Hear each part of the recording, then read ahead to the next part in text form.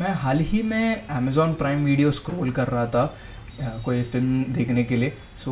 जब इतनी सारी फ़िल्म्स मैंने थोड़ी स्क्रॉल डाउन की तब जाके मैंने एक ये शॉर्ट लिस्ट की थी और मुझे इंटरेस्टिंग लगी सिर्फ ऐसे टाइटल से और थोड़े स्टिल से। इसका नाम है उल्लू लुकुल, जो एक मलयालम फ़िल्म है। एक डेब्यूटेंट डायरेक्टर ने डायरेक्ट की है जिसका नाम है क्रिस्टो तोमी। और मुझे ये प्राइम वीडियो के थंबनेल से पता चला कि इस फ़िल्म में पार्वती है, पार्वती थिरुवोथु और उर्वशी। सो उर्वशी एक वेटरन एक्ट्रेस है और पार्वती भी एक फिल्म हिंदी फिल्म में भी आ चुके हैं करीब करीब सिंगल में। मैं काफ़ी एक्साइटेड था ये फिल्म देखने के लिए। मैंने ऐसा सोचा भी नहीं था कि मैं ऐसा एक शॉकिंग फिल्म देखने वाला हूँ। फिल्म की शुरुआत होती है पार्वती का कैरेक्टर जिनका नाम है अंजू, वो कैथलिक होते हैं लेकिन वो एक हिंदू लड़के से प्यार करते हैं। लेकिन थोड़े समय बाद ही हमें पता चलता है कि अंजू किसी और लड़के से ही शादी कर लेती है और वो इस शादी से खुश भी नहीं रहती है, जो जिसका हिंट हमें पहले से पता चल जाता है वहाँ से, उनके एक्सप्रेशन से और अनकम्फर्टेबलनेस से। शादी के बाद भी अंजू का एक एक्स्ट्रा मैरिटल अफेयर भी होता है उस लड़के के साथ जिस लड़के के साथ वो शादी के पहले प्यार करती थी, और वो अफेयर काफ़ी इंटीमेट भी हो जाता है एक्चुअली। और थोड़े समय बाद अंजू के पति थॉमस कुटी उनका देहांत हो जाता है और उनके फ्यूनरल के लिए सारे रिश्तेदार उनके घर पे इकट्ठा हो जाते हैं। अंजू को अपने पति के मरने से पहले ही पता चल जाता है कि वो अपने एक्स्ट्रा मैरिटल अफेयर से प्रेग्नेंट है।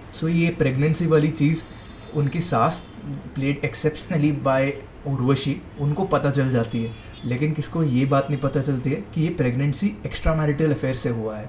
राजीव नाम का कैरेक्टर जिनके साथ अंजू का एक्स्ट्रा मैरिटल अफेयर होता है, वो कॉन्स्टेंटली अंजू को कॉल करते हैं इसी कंसर्न से, जो प्रेगनेंसी का कंसर्न रहता है। और वही कॉन्स्टेंटली फ़ोन करने के वजह से ही एक बार उनकी सास, जो कि उनका नाम है लीलम्मा, वो एक बार पकड़ लेते हैं और उनको शक आ जाता है कि ये क्या हो रहा है अचानक आसपास।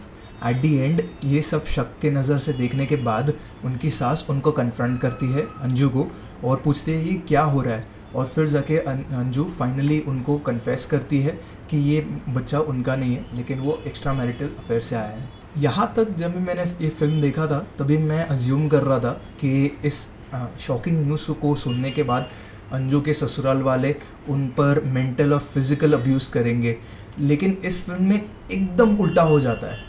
फिल्म के इस पॉइंट के बाद बहुत सारे ट्विस्ट और रिवलेशंस आते हैं।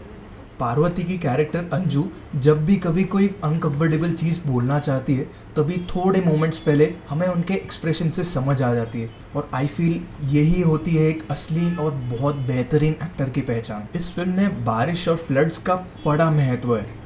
बारिश और फ्लड्स की वजह से ही जो प्रॉपर ट्रेडिशनल कैथलिक फ्यूनरल होना होता है वो कुछ दिनों के लिए डिले हो जाता है, और उसी कुछ दिनों के डिले के वजह से ही वहाँ पे सभी लोग एक ही छत के नीचे रहते हैं।